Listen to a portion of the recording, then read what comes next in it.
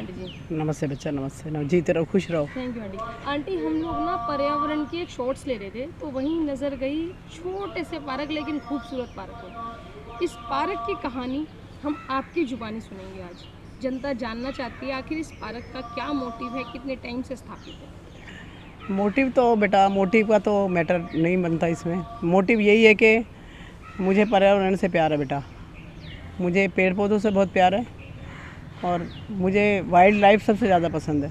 Wild life तो यहाँ नहीं बन सकती, पर ये जो पार्क हमने ये सब पेड़ पौधे लगाए हैं पार्क में के अंदर, ये बेटा हम आने वाली जनरेशन के लिए ठीक ही है। ये तुम्हें पता है आजकल कितना पॉल्यूशन है, सांस लेने लोगों को इतना प्रॉब्लम है, सांस भी नहीं ले पाते लोग। और लोग ये नहीं समझते कि पेड़ पौधे जितने बचेंगे हमारी ज़िंदगी भी बचेगी, हमारे बच्चों के लिए बहुत फ़ायदा रहेगा, इसके लिए आने वाली जनरेशन के लिए बहुत फ़ायदा रहेगा। और इस पार्क का बनाने का सिर्फ एक ही मोटिव था कि पॉल्यूशन से बचा जाए। आजकल तुम्हें पता कितनी बीमारियां हैं बेटा, अभी पीछे कितनी प्रॉब्लम चली थी, उसका रीज़न क्या था? क्या रीज़न था? पॉल्यूशन ही था ना। और जितने पेड़ पौधे रहेंगे बेटा वो पॉल्यूशन से हमें बचाते हैं। आपको पता है सारे कितना ऑक्सीजन है पेड़ों के अंदर, ये हमें सांस लेने में हमारी कितनी वो करते हैं। अगर मैं बात करूं इसके समय की तो कितना समय हो गया तकरीबन इसको बेटा 10-11 साल हो गए मुझे इसे कैरी करते हुए। ये तो बिल्कुल एक गार्बेज था ये पूरा का पूरा। मैं एक वुमेन सोसाइटी चलाती हूँ, मैं कांग्रेस में भी रही हूँ, तो मैं अपने यहाँ के नेताओं से मैंने बहुत बारी बोला है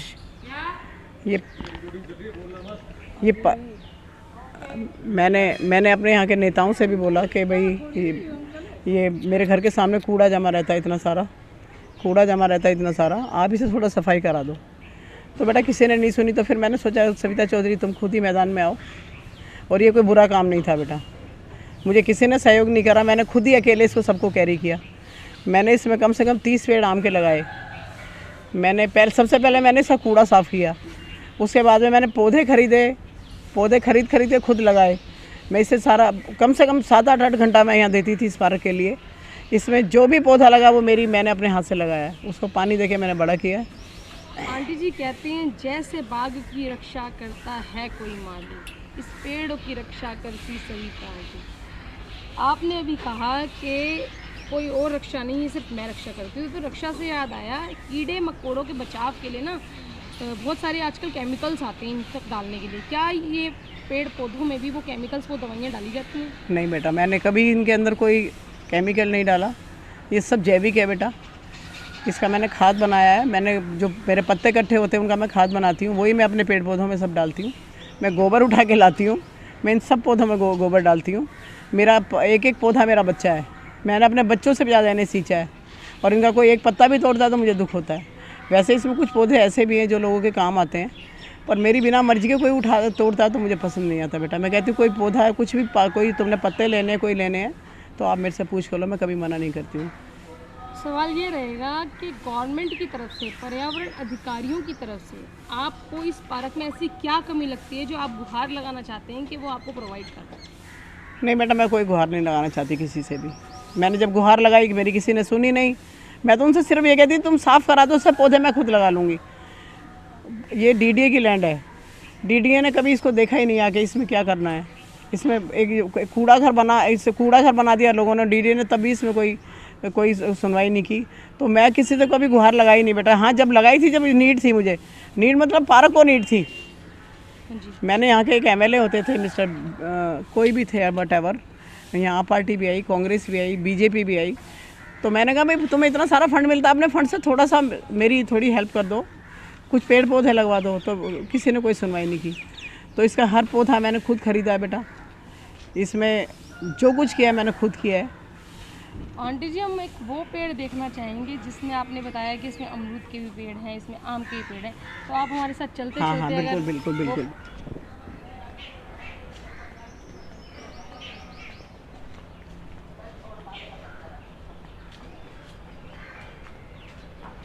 ये बेटा अमरूद का पेड़ है, देखो इसमें कितना अमरूद लगा हुआ है। हम यहीं से शुरुआत करते हैं। ये अमरूदों से भरा हुआ है सारा। ये बेटा नींबू का पेड़ है। नींबू का पेड़ है। हाँ, क्या है? ये बेटा आम के पेड़ हैं दोनों। ये भी अमरूद का पेड़ है बेटा। ये बेटा मौसमी का पेड़ है। ठीक है। ये अमरूद का पेड़ है बेटा। इसमें कम से कम 20 पेड़ अमरूद के हैं बेटा। 20 पेड़ अमरूद के हैं और 30 पेड़ बेटा आम के हैं इसमें। अमरूद की कुछ खासियत? खासियत ये है कि बेटा डॉक्टर लोग शुगर के पेशेंट को बोलते हैं कि अमरूद में जिसे मीठा खाने की इच्छा हो तो वो ये बोलते हैं कि भाई शुगर पेशेंट को अमरूद खाने चाहिए, तो मैं यहाँ किसी को मना नहीं करती हूँ बेटा। और कुछ लोग पत्ते भी खा लेने के लिए आते हैं, मैं उन्हें भी मना नहीं करती हूँ। अब आ जाओ कुछ फूल कुछ हाँ फूल हाँ के हाँ पत्ते हाँ और हाँ। फूल हैं यहाँ पे। ये आपकी एंट्रेंस गेट है। ये एंट्रेंस गेट है बेटा हमारी। ये बेटा गुलाब के पौधे हैं। ये मिर्च के पौधे लगाए हैं। ये मिर्च का पेड़ है। ये नींबू का पेड़ है। ये फूल लगे हैं इसमें। ये चांदनी का पेड़ है। ये गुलहड़ है। ये गुलाब है। तुलसी का अगर मैं पौधा करूँ हाँ तुलसी का भी बेटा, तुलसी का भी। ये अंगूर की बेल है। मैं तुम्हें ग्रेप्स दिखाती हूँ इसमें। ये ग्रेप्स लगे हुए हैं इसमें, देखो। ये वाकई में ग्रेप्स हाँ लगे हाँ हुए हाँ हाँ, ये ग्रेप्स लगे हुए हैं। हैं। ये आप मेरे सामने देख पा रहे हैं, जिस तरीके से बच्चों की केयर की जाती है वैसे ही पेड़ पौधों की केयर से आज ये इतने बड़े कर दिए। ये ग्रेप्स के पेड़ है बहुत बेटा। छोटे छोटे होंगे आंटी ये जब आपने अभी ये बनाए होंगे, बेटा मैंने खुद लगाए हैं ये। और आज ये इस कगार तक हाँ, पहुंच हाँ। चुके हैं कि ये फल देने लगे। ये अमरूद का पेड़ है बेटा। ये नींबू का पेड़ है। ये बेलपत्री है जो लोग शंकर भगवान को चढ़ाते हैं। और आप एक खुद शंकर जी की पुजारी हो? हाँ हाँ बिल्कुल। मैं मंदिर नहीं जाती हूँ बेटा कभी, पर मैं पूजा करती हूँ। पर यहाँ से फूल पौधे लेने के लिए मैं किसी को मना नहीं करती हूँ। मैं खुद मंदिर कभी नहीं जाती, मेरे मन में शंकर भगवान है। But stay permission. हाँ हाँ हाँ, स्टे परमिशन। ये केले का पेड़ है बेटा। ये कीनू का पेड़ है। कीनू का पेड़ है। ये आम है। ये लंबा वाला सतूत है, उसका पेड़ है। ये जो एक उसमें पहाड़ में वो होती है, क्या नाम, गलगल, उसका पेड़ है। ये दोनों नींबू के पेड़ हैं। ये आम के पेड़ हैं। ये गुलाब है बेटा। और ये नीम का पेड़ है? नहीं नहीं, नीम नहीं है, ये अशोक का पेड़ है। नीम का भी पेड़ है वैसे आपके? नीम का भी है। सब दिखाती हूँ मैं, अभी आपको दिखाती हूँ। मेरे यहाँ सेब का पेड़ भी है। अच्छा, तो 48 डिग्री सेल्सियस में मैं सेब पैदा करके दिखाऊंगी इस वाले पार्क में। बहुत बढ़िया। ये सविता चौधरी का प्रॉमिस है। हमारे चैनल में आपका प्रॉमिस है। ये कटहल का पेड़ है बेटा। ये संतरे का पेड़ है। ये भी अमरूद का पेड़ है। मोस्टली अमरूद के सबसे ज्यादा हाँ आपके नहीं इसमें- नहीं, सबसे ज़्यादा मैंगो के पेड़ है, आम के पेड़ है। ये कटहल का पेड़ है बेटा। और यहाँ बात करूँ तो ये सारी ताजी घासें हैं। ये नीचे हमने वो लगाया, पपीते का पेड़ लगाया है। ये अरबी लगाई हुई है। ये अशोक के पेड़ लगाए हैं। नहीं, ये वो है, क्या नाम उसका, क्रिसमस ट्री लगाई है। ये जामुन का पेड़ है। तो जामुन उगते भी? हाँ हाँ, अभी नहीं आया, छोटा है बेटा अभी। ये भी उसका पेड़ है, मौसमी का पेड़ है बेटा। ये बेटा उसका एप्पल का पेड़, सेब का पेड़ है। ये है सिर्फ। हाँ, ये सेब का पेड़ है। ये कौन सा पेड़ है आंटी? ये हम लोग विद्या रानी में रखते थे। ये विद्या रानी वाला नहीं है बेटा। ये शिमला में होता है। मैं धर्मशाला गई थी घूमने के लिए, मैंने वहाँ देखा था, फिर मैंने यहाँ परचेज़ करके लगाया बेटा। आंटी अब आखिरी सवाल ये रहेगा, क्योंकि बहुत ज़्यादा लंबी वीडियो हो जाएगी तो जनता देखेगी नहीं। मैं जनता से यही गुहार करूंगी कि आइए और पेड़ पौधे देखिए और आपका आशीर्वाद पाइए, लेकिन परमिशन से। बिल्कुल आइए, पार्क में बैठिए, पढ़िए बैठ के। बच्चों के लिए, पढ़ने वाले बच्चों को नहीं, वैसे भी वुमेन पार्क है ये, क्योंकि महिला थोड़ी सा, हमारे देश में आज भी महिला थोड़ा प्राइवेसी चाहती हैं, और वो जहाँ पे पार्क मिला जुला हो वहाँ जाना पसंद नहीं करती। वो फिर भी अपने लिए अलग से जगह चाहती हैं। तो जैसे मैं वुमेन सोसाइटी चलाई थी, तो मैं वुमेन के लिए पार्क बनाया है ये। आंटी आपने 3 बार बोला women society, women society, women society. आखिर इस सोसाइटी क्या है, क्या नाम है, क्या मोटिव है, क्या? मेरी सोसाइटी का, मेरी 91 से सोसाइटी है, वुमेन सोसाइटी है। वुमेन के लिए, हमारे लिए हेल्प प्रोवाइड करते हैं हम। किसी भी छोटी बच्ची से लेके ओल्ड वुमेन तक के लिए हमारे यहाँ हेल्प की जाती है। जैसे किसी को डाउरी की प्रॉब्लम हो, किसी ने छेड़छाड़ की हो, किसी बुजुर्ग महिला को पेंशन ना मिलती हो, उनके बच्चे तंग करते हैं, उन सब के लिए हमारी वो सोसाइटी हमेशा तैयार है। स्त्री सुरक्षा समिति 24 आवर्स महिलाओं के लिए सेवा के लिए तत्पर रहती है। हमारा एक स्टाफ है, उसमें हमारी मीडिया प्रभारी भी हैं, हमारी वाइस प्रेसिडेंट भी हैं, हमारी जनरल सेक्रेटरी भी हैं, और हम राशन भी प्रोवाइड कराते हैं। जैसे कोई फैमिली गरीब है, उसके लिए भी हमने लॉकडाउन में भी बहुत राशन बांटा लोगों के लिए, कोई एहसान नहीं किया। हम बने ही सेवा के लिए। भगवान ने जितनी ज़िंदगी दी है उसे पर्यावरण के लिए सेवा करेंगे, महिलाओं के लिए सेवा करेंगे। सूत्रों के माने तो आप इलेक्शन भी लड़ी थी। जी बेटा, मैं विधानसभा का इलेक्शन लड़ी थी। वैसे मैं कांग्रेस से जुड़ी हुई थी। क्या चुनाव चिन्ह था आपका? मेरा थाली था, खाने की थाली थी। हमारा यही था कि कोई भी भूखा ना सोए। हमने खाने की थाली का चुनाव चिन्ह रखा इसलिए था कि अगर हम क्षेत्र में आएंगे तो हम किसी को भूखा नहीं सोने देंगे। कोई हमारे क्षेत्र में कोई भूखा ना रहे। हमारे क्षेत्र के अलावा कहीं भी पूरे हिंदुस्तान में कहीं कोई ऐसी समस्या है तो हम बिल्कुल उनके लिए तैयार रहेंगे बेटा। अगर पार्टी मौका देती है आपको, कांग्रेस पार्टी से अगर आपको मौका मिलता है तो क्या आप वो मौके पे खड़ी उतरेंगे? बेटा देखो, पार्टी अगर मौका देती है तो हम तो सेवा के लिए बने हैं बेटा। वो नहीं देंगे तो हम सेवा वैसे भी करेंगे बेटा। हमारा तो मोटिव। अंत में अगर किसी को आपकी एनजीओ के साथ जुड़ना है तो उसके लिए कॉन्टैक्ट नंबर दे दीजिए। बेटा मेरा कॉन्टैक्ट नंबर है 9810530641। मैं आपको अपना एक कार्ड देती हूँ, तो किसी के कुछ जिस तरह हमारी सोसाइटी में सेवा करनी है तो बेटा हमारे साथ आए और निस्वार्थ सेवा करें। हम भी कोई किसी से पैसा नहीं लेते हैं बेटा। हम खुद, मैं सरकार से ऐड भी नहीं लेती हूँ बेटा। मैं उनसे कोई फंडिंग नहीं लेती हूँ। मेरे जितना हो सकता है मैं अपने खुद से करती हूँ। और कोई भी संस्था के लिए कोई भी और भी कोई करता है तो हम। आपकी कार पे लिखा है it's a fair. It's a fair मतलब सच की राह। जी। आपको क्या सिर्फ वही चीज़ चाहिए जो सिर्फ सच हो? बेटा मैं सच के रास्ते पे चलती हूँ। मैं सच ही पसंद करती हूँ। जो लोग सच्चे हैं वो मेरे साथ जुड़ें और जो लोग झूठे हैं वो मेरे साथ कभी ना आए। Thank you so much. मामा जी इसलिए कहते हैं कि आप जगत मामा जी हैं। फतेह मामा जी आपका नाम है जी। मामा जी इसीलिए आपको जगत मामा कहते हैं क्योंकि आप आंटी जी के भाई हो और आप एनजीओ से भी जुड़े हुए हो, है ना? फिर भी जनता जनार्दन आपसे आपका पूरा इंट्रोडक्शन जानना चाहती है।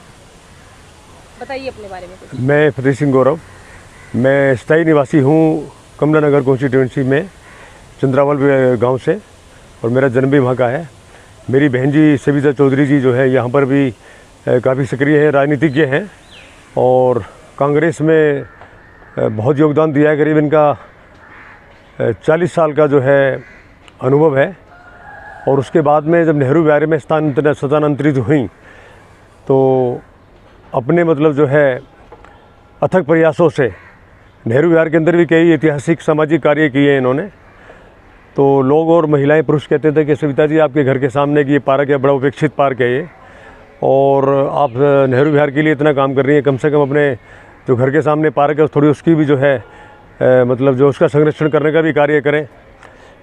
तो असल में कि हमारा परिवार जो है किसान परिवार है और हम जो है पर्यावरण से बहुत प्यार करते हैं।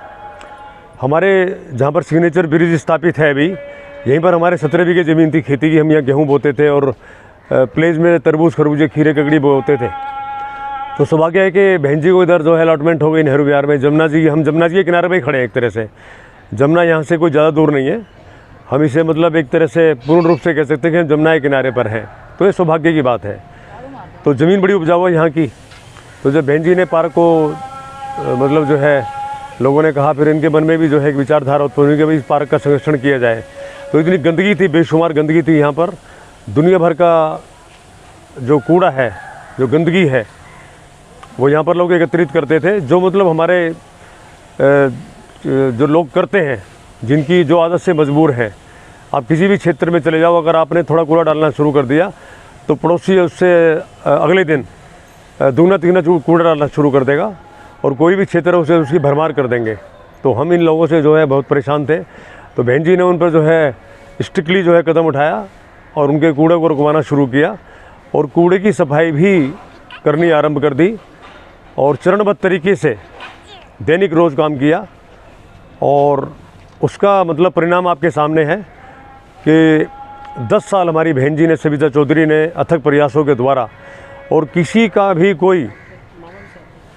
कोई मतलब कहीं से सहायता नहीं मिली, चाहे वो क्षेत्रीय विधायक रहे हैं, बिट्टू रहे हैं, या कोई भी, मैं किसी का नाम लेना नहीं चाहता हूँ, कांग्रेस के विधायक रहे हैं या बीजेपी के विधायक रहे हैं या बीजेपी के निगम पार्षद रहे, किसी ने भी जो हमारी बहन के साथ इस बारे में कोई सहयोग नहीं किया। क्षेत्र के लोगों ने भी जो है मतलब इस तरीके की मतलब जो बातें फैलाई कि क्या कर रहे हैं, क्या नहीं कर रहे हैं। तो आज उनके सामने वो लोग सब सराहना करते हैं।